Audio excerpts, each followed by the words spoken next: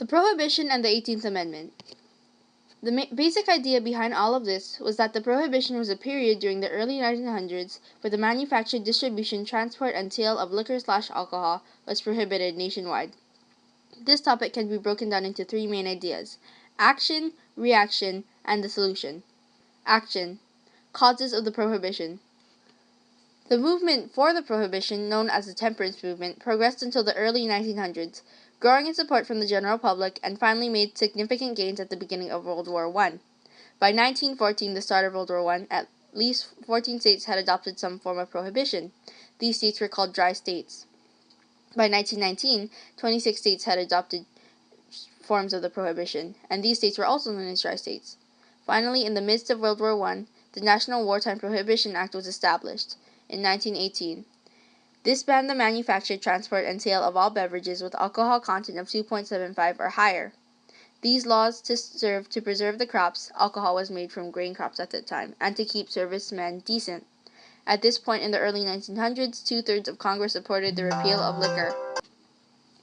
The two most prominent organizations who supported further push on laws which regulated the liquor industry were the Women's Christian Temperance Union and the Anti-Saloon League. The Anti-Saloon League challenged liquor on a legal front and pushed for an enforcement of the laws which were already established against the drink. World War I provided the ASL with further reasons to prohibit liquor.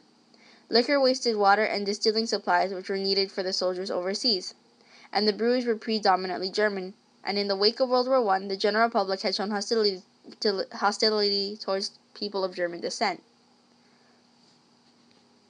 Some of the Prohibition Party established a political platform to abolish alcohol based on how they felt that alcohol demeaned men and abused women.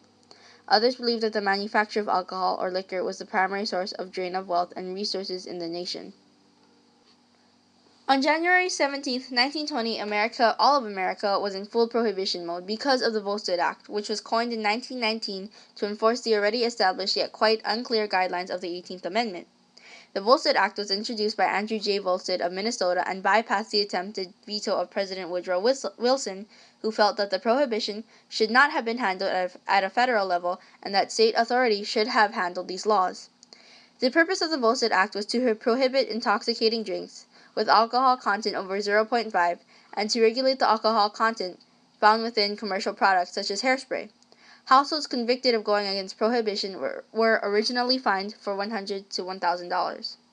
Reaction: cultural changes during prohibition. People who like to drink often got wrapped up in illegal activity, finding themselves in speakeasies, legal bars, making profit for gangsters whose criminal activity exploded from 1919 to 1927. Despite the increasing severity of punishment for defying prohibition, in 1930 there was an estimated 10 to 15 gallons of alcohol circulating throughout the American underground. Defiance of prohibition was a major cultural turning point of the Roaring Twenties. It also helped to solidify organized criminal activity within the American scene. Congress refused to provide the financial requirements in order to enforce this amendment. The Chief of the Treasury Department, John F. Kramer, promised its quick abolition. However, Congress only gave Kramer $2 million to complete his goals.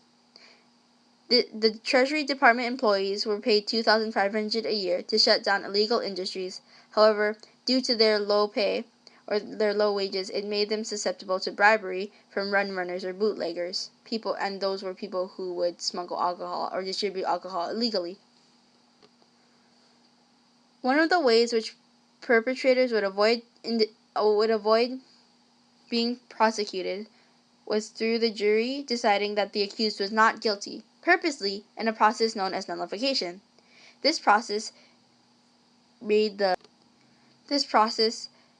Prohibition Party very angry, and they decided to establish a political platform after a national convention in Chicago in order to fight nullification. In this platform, they bashed nullifiers, claiming that both Lincoln and Andrew Jackson would have abhorred this kind of dishonorable behavior. The Prohibition Party also considered in the platform creating a union with all other groups who supported the prohibition. Many purchasers of illegal alcohol found themselves with alcohol poisoning due to improper distillation. 34 people were found dead from a poisoning incident during a 4-day period in 1928. If you were a doctor working at one of the hospitals, you would be surprised by all the new ways people could poison themselves during using alternative forms of receiving liquor. Distilling became a major industry for the American crime scene during the Prohibition, and it was not uncommon to walk into an urban or suburban neighborhood and find yourself in a center of mass production.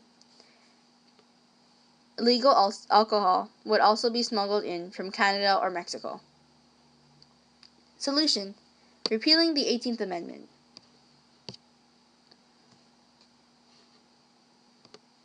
In the wake of the Great Depression, the ability of the liquor industry to generate tax revenue made the repeal of the 18th Amendment more popular. On December 6, 1932, Senator John Blaine of Wisconsin proposed to Congress the addition of the 21st Amendment, and in 1933, Prohibition ended with the counter-ratification of the 21st Amendment, which would repeal the 18th Amendment. What was the punishment for Prohibition?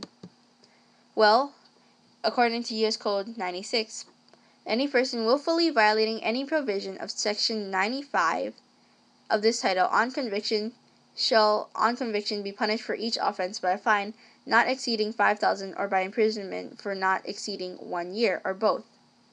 However, this was largely unfair because the prohibition, the punishments were dependent on your socioeconomic status. So if you were a richer man, you'd probably get less of a punishment, or you'd probably face less consequences than someone who was greatly affected by the Great Depression. What cities were affected by rising crime from the Prohibition Act? Well, homicide rates in larger cities spiked at 5.6 out of 100,000 people. In New York City, some estimated that there was 100,000 speakeasies around, and even the infamous Al Capone operated numerous speakeasies in Chicago. The Ashley Gang also dominated the southeast coast of Florida, and they were bootleggers who were also accused of many other offenses, such as murder or robbery. Bribery and scandal. What was the government's solution for bribery? Bribery and scandal amongst all figures of authority had become common. Therefore, it was not uncommon to see politicians prosecuted due to their violation of the prohibition. So, in an attempt to provide a solution for this problem, the government increased the investment in the enforcement from 4.4 million investment to enforce the law from 4.4 million a year to 13.7 million a year. However, this still didn't work because there was still a lot of people who were willing to get alcohol using illegal methods.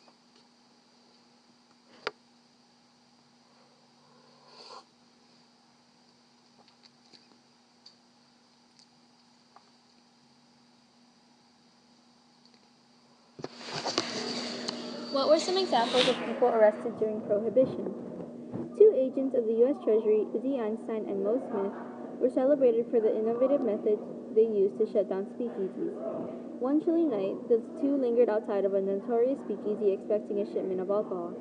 Mo takes Izzy, who is nearly frozen to death, to the bartender and asks for a drink to aid Izzy's ailments. Once the bartender obliges, the agents arrest him and shut down the establishment. The pair went on to make 4,000 arrests in 5 years, seizing 5 million bottles of illegal liquor. So that's just one incident of what happened to the people, or the example of people being arrested and who arrested them. What evidence was presented to get Prohibition passed? Alcohol established its presence in the American retail scene by establishing were areas where one could buy and sell alcohol. Saloon keepers would, in an attempt to gain more profit, resort to promoting gambling and prostitution through their business. This is what provided saloons with offensive or noxious reputations. Brewers were also predominantly German, and in the aftermath of World War I, there was still an abundance of anti-German sentiment nationwide. Which group popularized alcohol? There is no specific group. However, American culture at that time emphasized alcohol as a trait of the seasoned man. By the 1920s, alcohol had become so deeply entombed in the American scene or culture, which gave way to the male traits of dignity, courage, manhood, and liberation from hypocrisy. Alcohol was reputed to be the epitome of liberation and independence during the Roaring '20s for both genders.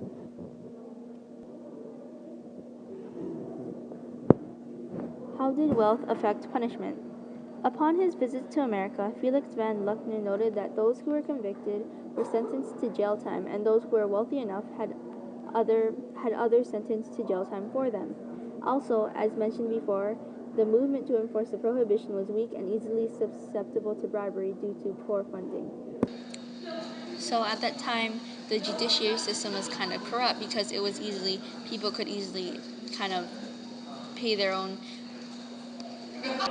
because there was a lot of ways money could go, because you would have to pay a fine, and then if you're rich, obviously you could pay that fine, or you'd have to get jail time, but you could bribe people in higher powers to kind of give you to let you off easier. Was there a large event, or what was a large event caused by prohibition? During the prohibition, gangsters found profit through the illegal distribution of alcohol. The result was a rise in gang violence as the underground liquor market became increasingly competitive. On 1929, February 14th, Al Capone gunned down 7 of gangster George Bugs Moran's operation.